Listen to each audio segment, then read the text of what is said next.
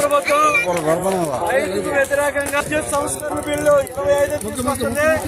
దీని ఫలితంగా రైతాంగం ఏదైతే విద్యుత్ మోటార్లు ఉంటాయో మోటార్లకు సంబంధించి సంస్థల ద్వారా తెస్తున్న విత్తన బిల్లు వల్ల రైతు తన సొంతంగా విత్తనాన్ని తయారు చేయడం లేదు.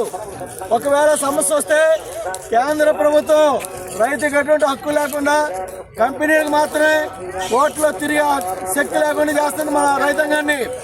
అదే సందర్భంలో మొన్న మనం చూసాం, ఎరువులు లేకపోతే క్యూ లైన్ కట్టాల్సి వచ్చింది, రోజుల తరబడి రోడ్ల మీద తిరగాల్సి వచ్చింది. అదే పరిస్థితుల్లో విత్తనాన్ని వారికి నచ్చిన ధరని మనం చెబితే కొనుక్కోవాల్సిన పరిస్థితి వస్తుంది.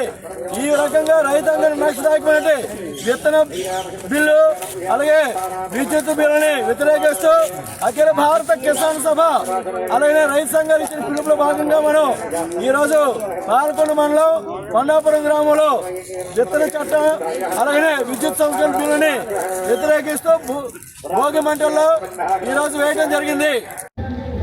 టూ ఆఫ్ ఛార్జీలు కూడా రద్దు చేయమని గత ప్రభుత్వం పెట్టిన టూ ఆఫ్ ఛార్జీల్ని ఇప్పుడున్న ప్రభుత్వం మన లోకేష్ గారు ఈ మీటర్లన్నీ కూడా చితగొట్టండి అని ఆ రోజు ప్రకటన చేశాడు. ఈరోజేమో అది అమలు చేసి ప్రతి ఇంటికి విద్యుత్ మీటర్లు బిగిస్తున్నాడు. దానివల్ల చాలామంది నష్టపోతారు రైతులందరూ.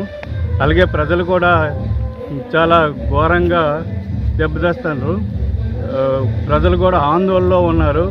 అలాగే మరి ఈ ట్రూ అప్ ఛార్జీలు పెంచడం వల్ల రైతాంగమే కాకుండా ఇతర ప్రజలు కూడాను చాలా ఇబ్బందులు గురవుతున్నారని రైతు సంఘం తరపుని అలాగే విత్తనాలు చట్టాన్ని రద్దు చేయమని రైతాంగం కోరుతున్నారు. దాని సందర్భంగా భోగి మంటలో ఈ వినతి పత్రాన్ని దహనం చేస్తున్నాము. రైతాంగం ఆందోళన చేస్తూ దహనం చేస్తానని చెప్పి చేస్తున్నాము.